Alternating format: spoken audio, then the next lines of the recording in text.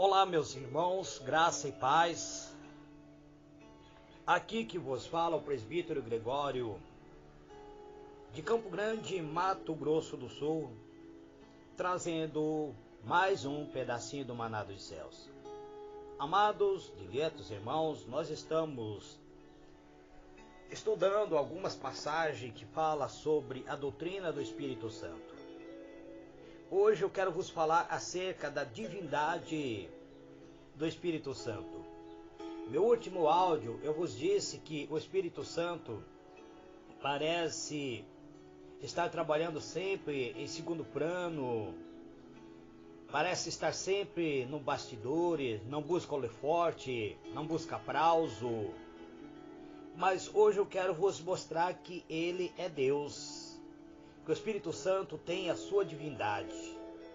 Vamos à palavra de Deus, livro de 2 Coríntios, capítulo de número 13, versículo 14, está escrito assim: a graça do Senhor Jesus Cristo e o amor de Deus e a comunhão do Espírito Santo seja com todos vós.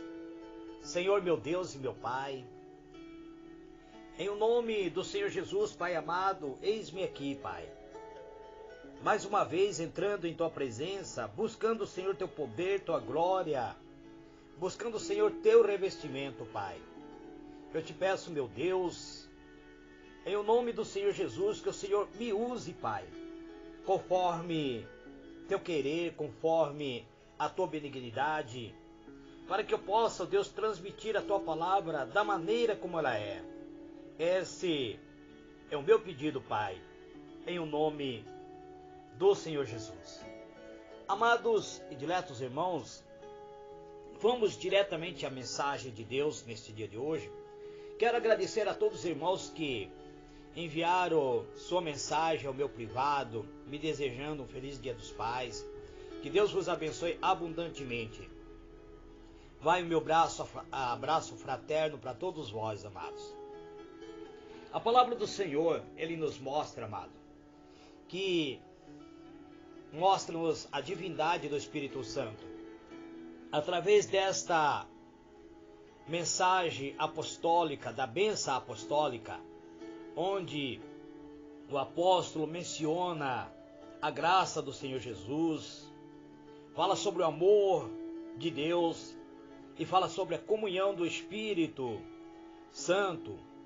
Isso nos mostra que a Trindade, eles trabalham unido. Então, amado, a divindade de Deus Pai é admitida em toda a palavra de Deus, em toda a Bíblia Sagrada. Encontramos tal verdade expressa tanto no Antigo quanto no Novo Testamento. Entre muitas verdades reveladas na palavra de Deus, essa é uma das mais importantes e fundamentais. A divindade de Jesus é confirmada também em muita passagem da Escritura, especialmente no Novo Testamento, tanto nos Evangelhos quanto nas cartas paulinas. No entanto, a divindade do Espírito Santo é ensinado de uma maneira mais sutil. Ela pode ser deduzida a partir de várias declarações bíblicas, mas de uma forma indireta. Precisamos comparar as passagens com passagem, a fim de examinar cuidadosamente o que Deus revelou em suas palavras sobre a pessoa do Espírito Santo. Ao fazer isso, não devemos afirmar menos do que aquilo que a Escritura declara, mas também não devemos ultrapassar o que está escrito nas Escrituras Sagradas. Pois a palavra de Deus no livro de 1 Coríntios, capítulo 4, versículo 6, está escrito assim: ora, irmão, estas coisas eu as expliquei figuradamente, a fim, a mim e Apolo, por amor de vós, para que em nós aprendais e não ir além do que está escrito, de modo que nenhum de vós se ensoberbeça a favor de um contra o outro. Entenderam, amados?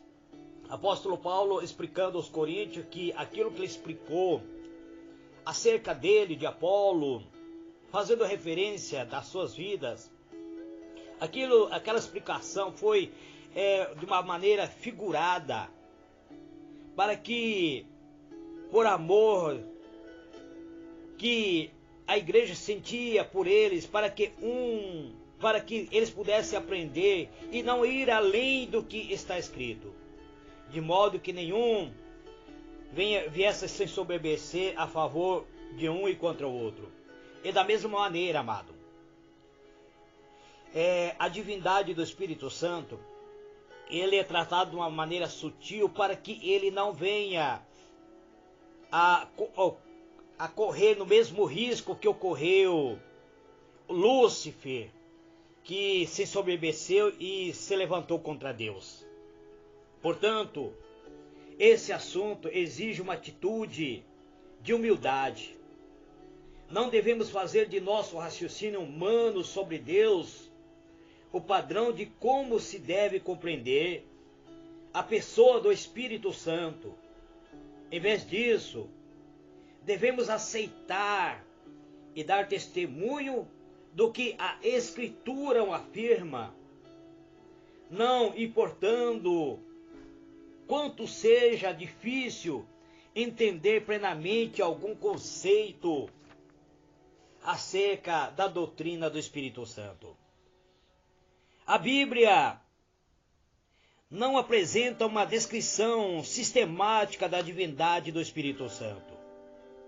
Em vez disso, encontramos índice inteiramente de que os escritores bíblicos consideravam o Espírito Santo igual a Deus. Existem várias passagens, amados, na palavra de Deus, que podem nos mostrar acerca da divindade, acerca das atribuições do Espírito Santo, como se ele fosse a personificação do próprio Deus. Vamos analisar o livro de Atos do Apóstolo, por exemplo. Capítulo 5, versículo 1, conta-nos uma passagem acerca de Ananias e Safira. Vamos ler. Mas um certo homem chamado Ananias, com Safira, sua mulher, vendeu uma propriedade e reteve parte do preço, sabendo, ou também a sua mulher, e levando outra parte, depositou aos pés do apóstolo. Disse então Pedro: Ananias, por que encheu Satanás o teu coração, para que mentisse ao Espírito Santo e retivesse parte do preço do terreno? Enquanto o possuía, não era teu? E vendido, não estava o preço em teu poder? Como, pois, formaste este desígnio em teu coração? Não mentiste aos homens, mas a Deus. E Ananias, ouvindo estas palavras, caiu e morreu, e grande temor veio sobre os que souberam disso. Amados, veja bem, Ananias havia vendido uma propriedade, e ele chega e reteve parte dessa propriedade. A propriedade era dele, o dinheiro era dele, ele poderia fazer o que ele quisesse com esse dinheiro.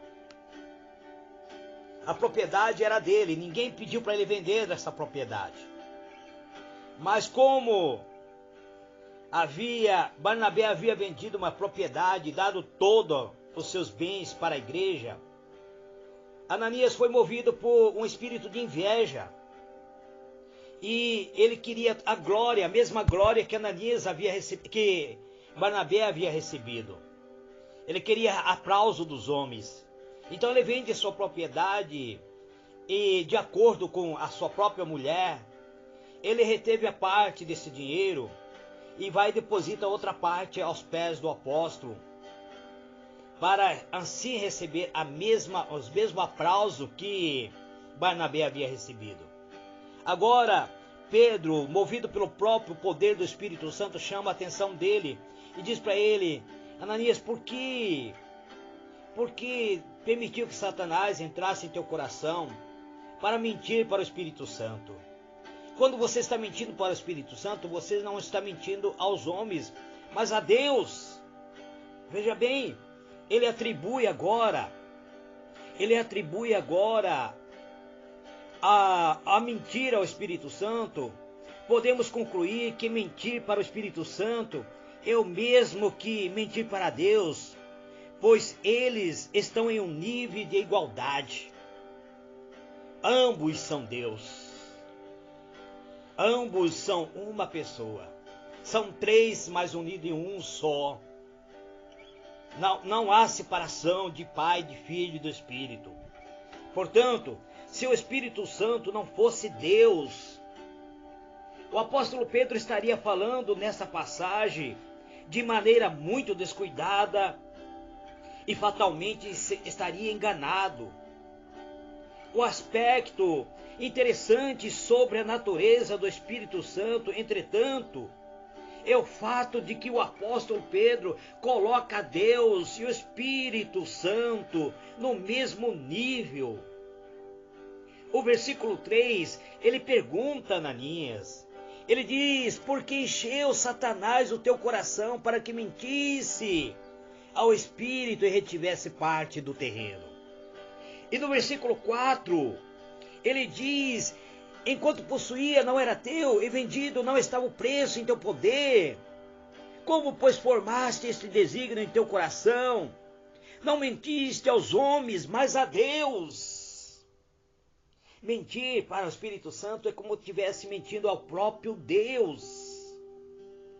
Quantos pregadores, amados, têm muitas vezes procurado a glória que é do próprio Espírito Santo?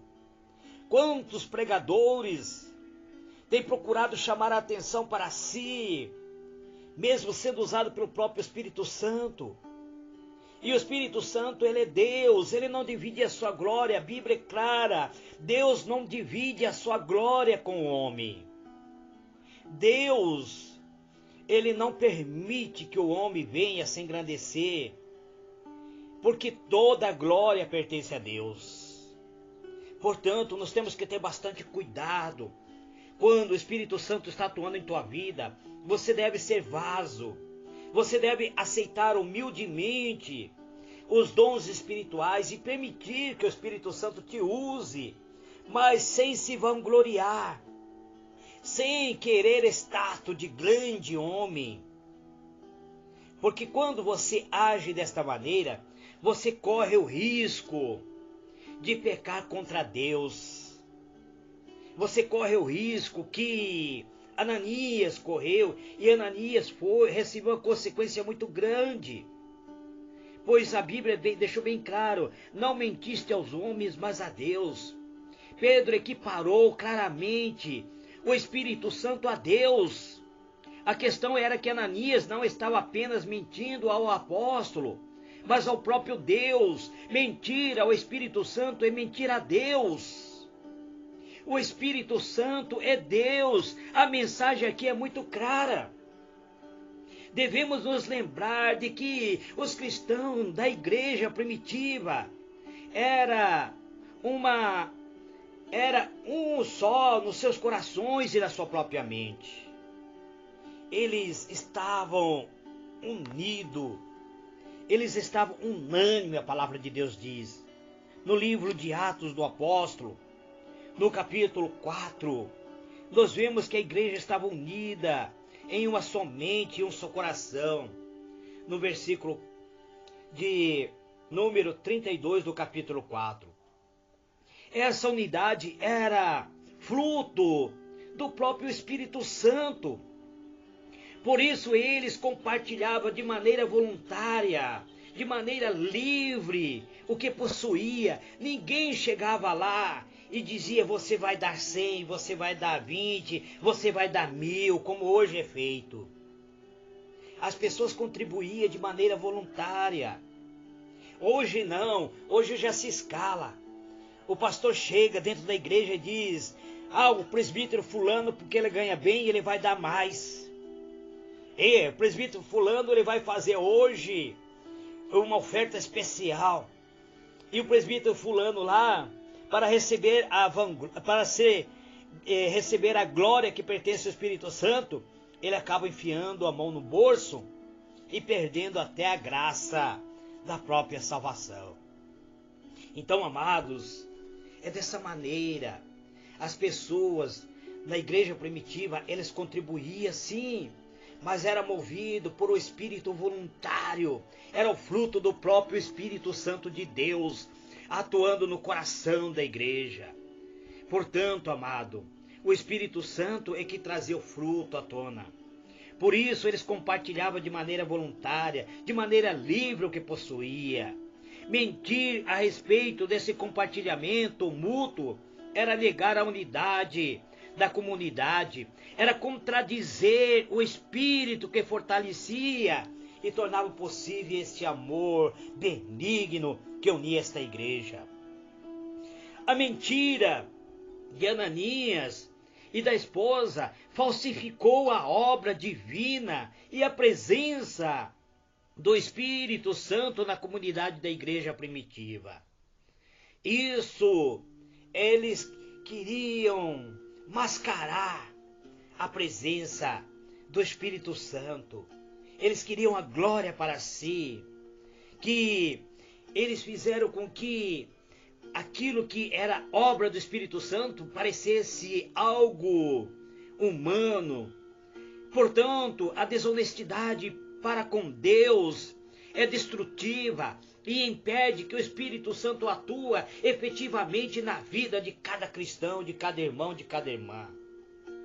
Deus quer que o sirvamos de maneira completa, visto que aquela nova comunidade de fé vivia em um mesmo pensamento, em um momento fundamental. Deus usou consequência drástica para garantir que a nova igreja atuasse em harmonia e em verdade um com os outros e estivesse disposto a ser conduzido pelo Espírito Santo. Qual foi a atitude de Deus? A atitude de Deus nos mostra claramente que tanto Ananias quanto Safira morreram literalmente por tentar mascarar a obra do Espírito Santo, por tentar falsificar uma obra genuína que era do Espírito Santo de Deus, para buscar glória para si mesmo. Temos que ter bastante cuidado ao ponderar sobre a sabedoria de Deus. O apóstolo Paulo, amados, ele argumenta que o Espírito Santo é que nos revela essa sabedoria. Paulo expressou em seu argumento o raciocínio que é igual ou se conhece. Somente aquele que é igual a Deus pode conhecer as coisas profundas de Deus. Somente aquele que é igual a Deus. Portanto, o Espírito Santo é igual a Deus. Ele conhece as coisas profundas de Deus. Ele conhece Deus na intimidade. Vamos ler a palavra de Deus para compreender. 1 Coríntios, capítulo 2, versículo 10, amado. Está escrito assim, vamos lá a palavra de Deus. Deixa eu encontrar aqui. Porque Deus nos revelou pelo seu Espírito, pois o Espírito esquadrinha todas as coisas, mesmo a profundeza de Deus. Pois qual dos homens entende as coisas dos homens, senão o Espírito do homem que nele está? Assim também, as coisas de Deus ninguém a compreendeu senão o Espírito de Deus. Veja bem, amados, as coisas de Deus só é revelada mediante a pessoa do Espírito de Deus. Não há como conhecer Deus de forma nenhuma, a não ser que o Espírito Santo nos revele. O Espírito Santo conhece Deus na intimidade. O Espírito, pois, conhece a Deus, pois ele o conhece interiormente de tal maneira que uma pessoa de fora não conhece. O Espírito Santo é de fato onisciente. Ele conhece todo acerca de Deus. Ele conhece a mim e a você. A presença do Espírito é a presença de Deus em nossa vida. Quando o Espírito Santo está atuando sobre a nossa alma, sobre o nosso intelecto, sobre o nosso ser, é o próprio Deus que está atuando, amado. O Espírito Santo é de fato, portanto, onisciente, e a sua presença é a presença do próprio Deus.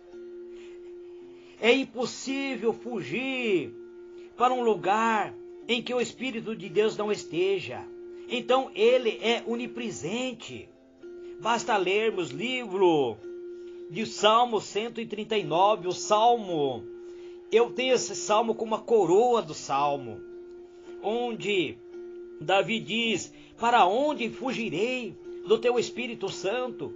Se eu fizer lá na sepultura, lá no Seol, a minha cama, lá o Senhor me encontrará. Se eu tomar as asas das alvas e habitar lá na extremidade do mar, até ali a tua destra me alcançará. Não há como fugir do Espírito Santo de Deus. Ele é onisciente, ele é onipresente. A Bíblia diz que desde a criação o Espírito Santo pairava sobre a face das águas. O Espírito Santo fez parte da criação.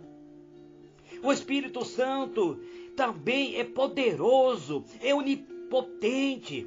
Em Lucas capítulo 1, verso 35, existe uma expressão acerca do Espírito Santo. O poder do Altíssimo, diz. São construções, são sinônimas. Nosso verso, ela se refere a um milagre de grande importância sobre a concepção de uma virgem gerar um filho em seu ventre. Nessa passagem de Lucas, a sombra do Onipotente irá te cobrir, e você será gerada pelo Espírito Santo, diz. Amados, precisamos compreender que o Espírito Santo ele está no mesmo patamar de Deus. Embora ele esteja atuando neste universo de uma maneira sutil, ele está atuando de uma maneira invisível.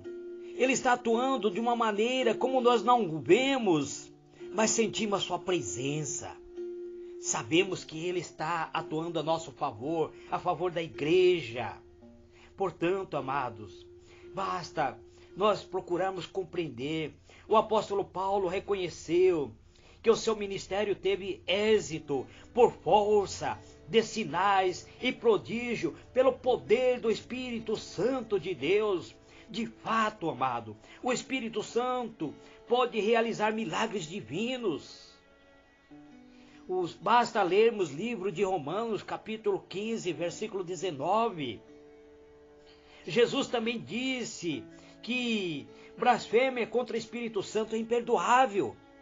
Blasfemar contra Deus, nós temos o Filho para ser o nosso advogado. Blasfemar contra o Pai, o Filho era o nosso advogado. Blasfemar contra o Filho, o Espírito Santo, ele nos orienta ao arrependimento. Mas blasfemar, falar mal do Espírito Santo, o próprio Jesus Cristo deixou bem claro no livro de Mateus, capítulo 12, verso 31 a 32, que este pecado não há perdão. Em Lucas, capítulo 3, verso 28 e 29 também.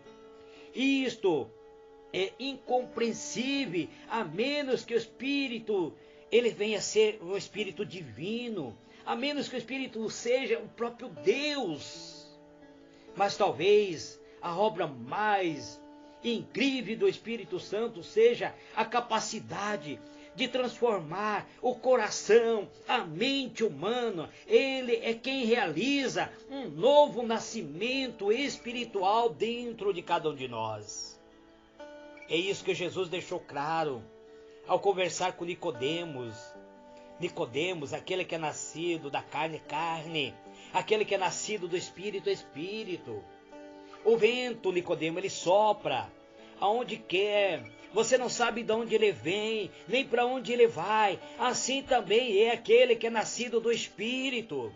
Aquele que é nascido do Espírito, ele se torna Espírito. Aquele que se ajunta com Deus, aquele que se ajunta com o Pai, que se ajunta com o Filho, ele se torna um só Espírito em Deus.